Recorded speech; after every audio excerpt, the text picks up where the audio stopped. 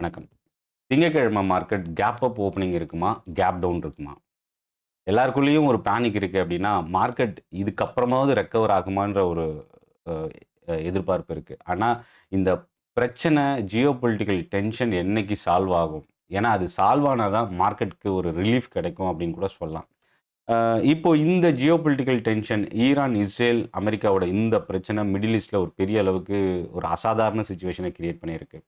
ஹார்மஸோட இந்த ஈரான் அ கடல் வழி ரூட் வந்து பார்த்தீங்கன்னா, பதற்றத்தில இருக்கிறதுனால டிரான்ஸ்போர்ட்டேஷன் பெரிய அளவுக்கு பாதிக்கப்பட்டிருக்கு. இதனால ஒவ்வொரு கண்ட்ரீஸோட இம்போர்ட் அண்ட் எக்ஸ்போர்ட் பெரிய அளவுக்கு இம்பாக்ட். இது எல்லாமே ஸ்டாக் மார்க்கெட்ல அப்பப்ப ரிஃப்ளெக்ட் ஆயிட்டு இருக்கு. முக்கியமா வெள்ளிக்கிழமை க்ரூட் ஆயில் மோர் தென் 10% மேல இன்கிரீஸ் ஆயிருக்கு. அம் இதுல எல்லாருக்கும் இருக்கிற ஒரு கொஸ்டின் என்னன்னா, நார்மலா இந்த மாரி ஜியோ பொலிட்டிக்கல் டென்ஷன் வரும்பொழுது கோல்டு, சில்வர்ல தான் ராலி இருக்கும் மேஜரா.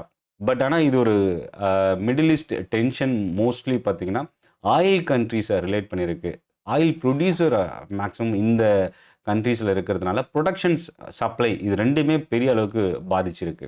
அதனால தான் க்ரூட் ஆயில்ல அதோட தாக்கம் கொஞ்சம் அதிகமா இருக்கு. ராலி தொடர்ந்து இன்கிரீஸ் ஆயிட்டு இருக்கு. இப்போ என்னன்னா, இந்த பிரச்சனை எப்ப சால்வ் ஆகுன்ற எதிர்பார்ப்பு தான் எல்லாருக்குள்ளயுமே இருக்கு. ஏன்னா, இந்த பிரச்சனை சால்வ் ஆனா தான் மார்க்கெட்க்கு ஒரு ரிலீஃப் கிடைக்கும். பட் ஆனா, அட்லீஸ்ட் மார்க்கெட் இந்த பிட்வீன்ல ஏதோ ஒரு ரிலாக்சேஷன் கிடைக்குமா? ஒரு நியூட்ரலாவோ, இல்ல பாசிட்டிவாவோ ஒரு டெம்பரவரி அ ரிலீஃப் கிடைக்குமா? அப்படின்னு எல்லாருமே எதிர்பார்க்குறாங்க. அதுக்கு ரொம்ப சப்போர்ட் பண்ணக்கூடிய ஒரு விஷயம் என்னன்னா, அமெரிக்காவோட மார்க்கெட். வெள்ளிக்கிழமையும் அமெரிக்காவோட மார்க்கெட் வந்து டவுன்ல தான் குளோஸ் ஆயிருக்கு. ஸோ, அப்ப மண்டே எப்படி இருக்கும் திங்கட்கிழமை? என்னென்ன இம்பார்ட்டன்ட் ஃபேக்டர்ஸ் இருக்கு? இத பத்தி தான் ஒன் பை ஒன்னா பார்க்க போறோம். சென்னை ட்ரேடிங் அகாடமி சப்ஸ்கிரைப் பண்ணி வாட்ச் பண்ணுங்க. அ டெலகிராம் குரூப்புக்கான லிங்க்கும் வீடியோவோட டிஸ்கிரிப்ஷன்ல இருந்து நீங்க யூஸ் பண்ணிக்கலாம். மார்க்கெட் அப்டேட்ஸ், ஸ்டாக் நியூஸ் இதெல்லாமே நீங்க ரிசீவ் பண்ணலாம். இப்போ வீடியோக்குள்ள போகலாம். இப்போ ஃபர்ஸ்ட்டு விஷயம் என்ன அப்டின்னா, அம் டவ் ஜோன்ஸ் 450 பாயிண்ட் கிட்ட ஃபால் ஆயிருக்கு. நாஸ்டாக் S&P 500 மோர் தென் 1% இல்ல 1.5% நாஸ்டாக் இண்டெக்ஸ். புதன், வியாழன் இந்த மாரி லாஸ்ட் வீக்ல பார்த்தீங்கன்னா, ஐடி ஸ்டாக்ஸ்ல பெரிய அளவுக்கு வீக்னஸ் இல்ல. டவ் ஜோன்ஸ் அளவுக்கு. ஆனா வெள்ளிக்கிழமை டெக்னாலஜி ஸ்டாக்ஸ் தான் செல்லிங் பிரஷர் அதிகமா இருந்தது. இப்போ திங்கட்கிழமை இதோட ரிஃப்ளெக்ஷன் கண்டிப்பா இருக்கும். ஐடி ஸ்டாக்ஸு மேபி ஒரு நெகட்டிவ் சென்டிமென்ட் அப்படின்னு சொல்லலாம். நாஸ்டாக் இண்டெக்ஸ வச்சு பார்க்கும்போது. அடுத்தது அமெரிக்காவோட ஜாப் டேட்டா கை குடுக்கல.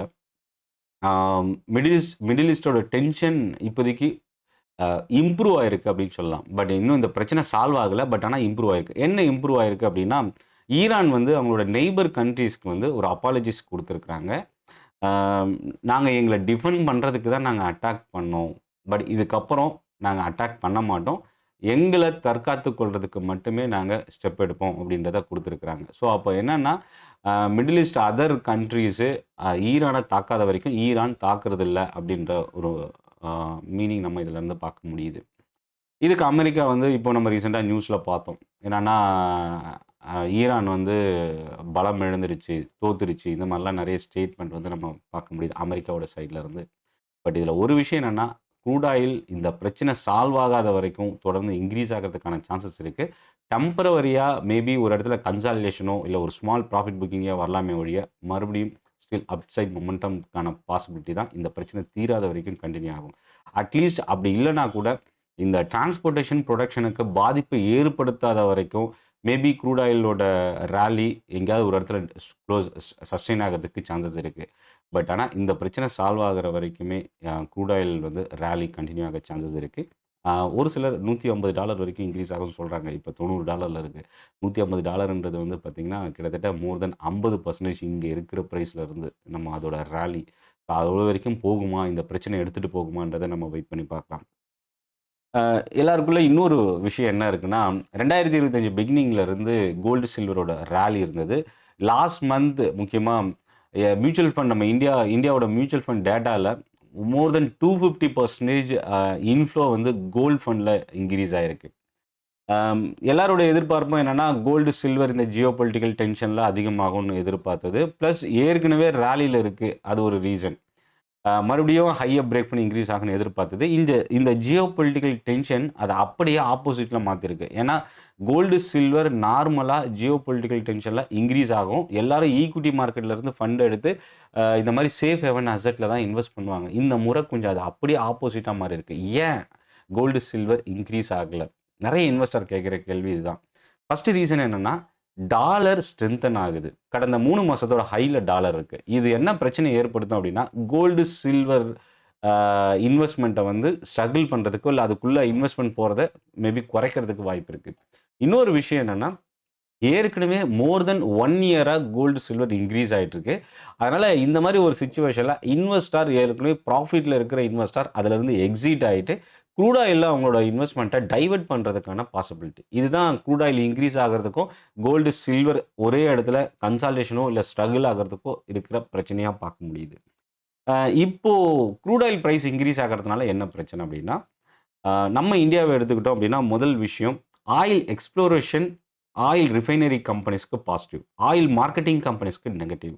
ஏவியேஷன் செக்டார், பெயிண்ட் செக்டார், ஆ முக்கியமா எஃப்எம்சிஜி செக்டாருக்கு இன்டைரக்ட்டா இதில பாதிப்பு ஏற்படுத்துறதுக்கு வாய்ப்பு இருக்கு. ஸோ இந்த செக்டாருக்கெல்லாம் நெகட்டிவ். ஆயில் ரிஃபைனரீஸ்க்கு இது ஒரு பாசிட்டிவான ஒரு விஷயமா பார்க்கலாம். இன்னொரு விஷயம் என்னன்னா, இந்த எல்பிஜி கேஸ் கம்பெனிஸு இது எல்லாமே வந்து லாஸ்ட் வாரத்தில வந்து பார்த்தீங்கன்னா, பெரிய அளவுக்கு ஃபால் ஆயிருக்கு. டிமாண்ட் வந்து அதிகமா இருக்கு. முக்கியமா இதில நம்ம கவனிக்க வேண்டியது என்னன்னா, இந்த மிடில் ஈஸ்ட்டோட இந்த பிரச்சனை நேரடியா இந்தியன் ஹவுஸ் ஹோல்ட்ஸ பாதிச்சிருக்கு. ஒரு சிலிண்டர் ரெசிடென்ஷியலுக்கு வந்து ரூ. 60 இன்கிரீஸ் ஆயிருக்கு. கமர்ஷியல்ல மோர் தென் ₹100 இன்கிரீஸ் ஆயிருக்கு. ஸோ இது வந்து இப்போ நம்ம வீடு வரைக்குமே இந்த பிரச்சனை வந்து இம்பாக்ட்ட கிரியேட் பண்ணியிருக்கு அப்படின்னு சொல்லலாம். அடுத்தது இதில ரொம்ப முக்கியமானது என்னன்னா, எனர்ஜி எல்பிஜி வந்து இன்னும் தொடர்ந்து டிமாண்ட் அதிகமாச்சு அப்படின்னாலோ, இல்ல இந்த இந்த டிமாண்ட் கன்டின்யூ ஆச்சுன்னா, சப்ளை அண்ட் புரொடக்ஷன் சஃபிஷியன்ட்டா இருக்குமான்னா, அது ஒரு பெரிய பிரச்சனையா இருக்கு அப்படின்னு கூட சொல்லலாம். மேபி இந்த பிரச்சனை கன்டின்யூ ஆச்சுன்னா, இதோட எல்பிஜியோட இந்த ப்ராப்ளம் ஷார்ட்டேஜ் வந்து இன்னும் அதிகமாகறதுக்கு சான்சஸ் இருக்கு. கவர்ன்மெண்ட் அதுக்கான ஸ்டெப் எடுத்துட்டு இருக்கிறதா, இப்போ ரீசென்ட்டா நம்ம வந்து அனவுன்ஸ்மென்ட்ல இருந்து நம்ம பார்க்க முடியுது. எஃப்ஐஎஸோட ஆக்டிவிட்டி. ஸோ மார்க்கெட்ட பொறுத்தவரைக்கும் ஒரு அசாதாரண சிச்சுவேஷன்ல என்ன பண்ணுவாங்கன்னா, அவங்க எஃப்ஐஎஸ்ன்றவங்க யாருன்னா, வெளிநாட்டிலிருந்து நம்ம மார்க்கெட்ல இன்வெஸ்ட் பண்ணியிருக்கிறவங்க. இப்போ அவங்க என்ன பண்ணுவாங்கன்னா, அதர் கண்ட்ரீஸ்ல இருக்கிற இன்வெஸ்ட்மென்ட் எல்லாமே லிக்விடேட் பண்ண ஆரம்பிப்பாங்க. அங்கருந்து இன்வெஸ்ட்மென்ட்ஸ் எல்லாம் செல் பண்ணிட்டு பணத்த வெளியில எடுக்க ட்ரை பண்ணுவாங்க. இப்போ வெள்ளிக்கிழமையும் பார்த்தீங்கன்னா, மோர் தென் 6000 crore கிட்ட எஃப்ஐஎஸ் வந்து மார்க்கெட்லேருந்து செல் பண்ணியிருக்கிறாங்க. ஈக்விட்டி மார்க்கெட்ல நான் சொல்றது. ஸோ அப்ப இது எல்லாமே வந்து இம்பார்ட்டன்ட் ப்ராப்ளமா இருக்கு. இப்போ நிஃப்டிக்கு வரலாம். 24,400க்கு மேல நிஃப்டி சஸ்டெயின் ஆயிருக்கு. கிட்டத்தட்ட ஒரு 200 டூ 300 பாயிண்ட் ஒரு கேப் டவுனுக்கான பாசிபிலிட்டி கிஃப்ட் நிஃப்டிய வச்சு பார்க்க முடியுது. இன்கேஸ் இது வந்து பார்த்தீங்கன்னா, கடந்த ஒரு 1 இயரோட லோக்கு நியர்ல தான் நிஃப்டி இப்போ சஸ்டெயின் ஆயிட்டு இருக்கு. ஒரு ஷார்ட் பீரியட்ல ஒரு பிக் ஃபால் அப்படின்னு சொல்லலாம். ரெக்கார்ட் ஹைல இருந்து ஆல்ரெடி 2000 பாயிண்ட் இப்போ நிஃப்டி கீழ இருக்கு. இந்த 24,000ன்றது இந்த வரப்போற வாரத்துக்கான ஒரு சைக்காலஜிக்கல் சப்போர்ட் லெவலா நிஃப்டில நம்ம பார்க்கலாம். மேபி இந்த 24,000க்குள்ள இந்த 24க்கு பிலோல இந்த வாரம் நிஃப்டி குளோஸ் ஆனா, அது இன்னும் வீக்னஸ் அதிகமாகறதுக்கான சான்சஸ் இருக்கு. இது வந்து டெக்னிக்கலா மட்டுமே. இதுல இன்னொரு விஷயம் என்னன்னா, இந்த அளவுக்கு ஒரு ஷார்ட் பீரியட்ல நடந்திருக்கிற இந்த ஃபால், இன் கேஸ் இந்த பிரச்சனையில ஏதோ ஒரு சுமூகமான தீர்வோ, இல்ல இந்த அ ஸ்ட்ரைக்கிங் அட்டாக் வந்து நிறுத்துறதுக்கான ஏதோ ஒரு அனவுன்ஸ்மென்ட்டோ வந்ததுன்னா, மார்க்கெட்க்கு அது ஒரு பெரிய பூம் ஆகக்கூடிய ஒரு விஷயமாவும், ஷார்ட் கவரிங்க்கான ஒரு ஸ்டெப்பாவும் பார்க்கலாம். இதே விஷயம் தான் க்ரூட் ஆயில்லயும் நடக்கிறதுக்கான சான்சஸ் இருக்கு. அதனால ரொம்ப கேர்ஃபுல்லாவே மார்க்கெட்ட வந்து அப்ரோச் பண்ணுங்க. மோஸ்ட்லி கேரி ஃபார்வர்டா அவாய்ட் பண்ணுங்க. ஃப்ரெஷ் இன்வெஸ்ட்மென்ட் இந்த மாரி ஒரு கரெக்ஷன்ல ஃபால் வரும்போது நீங்க என்டர் ஆகுறீங்கன்னா, லார்ஜ் கேப் ஸ்டாக்ஸ நீங்க சூஸ் பண்ணுங்க. இது எல்லாமே நம்ம ரிஸ்க்க குறைக்கிறதுக்கான வழியா நம்ம பார்க்க முடியுது. Small cap and mid cap ஸ்டாக்ஸ ஏற்கனவே நீங்க வச்சிருந்தாலும், ஆவரேஜ் இப்போதைக்கு பண்றதுக்கு ட்ரை பண்ணாதீங்க. ஏன்னா மார்க்கெட் ஒரு அன்சர்டனிட்டி இருக்கிறதுனால, இந்த இடத்துல நம்ம ஹை ரிஸ்க் எடுக்கிறது கொஞ்சம் நம்மளோட போர்ட்ஃபோலியோவ டேமேஜ் பண்றதுக்கு வாய்ப்பு இருக்கு. இதுல இன்னொரு முக்கியமான விஷயம் என்னன்னா, எஸ்ஐபிய ஸ்டாப் பண்ணாதீங்க. ஸோ இப்போ நம்ம மார்க்கெட்ல என்னென்ன ஸ்டாக் வாட்ச் பண்ணலாம் அப்படின்னா, பாலிசி பஜார் நம்ம வாட்ச் பண்ணலாம். BP fintech. ஆம் Tencent Cloud Europe அப்படின்ற கம்பெனி 1% ஸ்டேக் சேல் பண்ணியிருக்கிறாங்க. ஏயு ஸ்மால் ஃபினான்ஸ் பேங்கோட பேரண்ட் கம்பெனி. யுனிவர்சல் பேங்கிங்கான நார்ம்ஸ வந்து ரெகுலேட்டர் வந்து ஆர்பிஐ வந்து கொஞ்சம் ரிலாக்சேஷன் குடுத்துருக்கிறாங்க. ஸோ இந்த ஸ்டாக்குக்கு அது ஒரு பெனிஃபிஷியலா பார்க்கலாம். எஸ் பேங்கோட எம்டி அண்ட் சிஇஓ டெசிக்னேட் பண்ணியிருக்கிறாங்க. ஜிஎன்எஃப்சி இந்த வெஸ்ட் ஏஷியாவோட இந்த ஜியோபொலிட்டிக்கல் டென்ஷன்னால எல்என்ஜியோட சப்ளை டிஸ்ரப்ஷன் வந்து பெரிய அளவுக்கு இருக்குன்றாங்க. ஸோ ஜிஎன்எஃப்சியோட இண்டிகேஷன் நாட் ஒன்லி ஃபார் அந்த கம்பெனிக்கு மட்டுமல்ல, அந்த இண்டஸ்ட்ரியில இருக்கிற ஸ்டாக்ஸுக்குமே அது ஒரு நெகட்டிவ் இம்பேக்ட்டா பார்க்கலாம். ஜிஎஸ்டி டிமாண்ட் நோட்டீஸ் கோ டிஜிட் இன்சூரன்ஸ் கம்பெனி நியர்லி ரூ. 155 கோடி ரிசீவ் பண்ணியிருக்கிறாங்க. மீஷோ டாக்ஸ் நோட்டீஸ் வந்து நியர்லி 1500 crore அளவுக்கு ரிசீவ் பண்ணியிருக்கிறாங்க. ஸோ இதெல்லாமே இம்பார்ட்டன்ட் ஃபேக்டரா பார்க்கலாம். இப்போ எக்கனாமிக் டேட்டா என்னென்ன இருக்கு?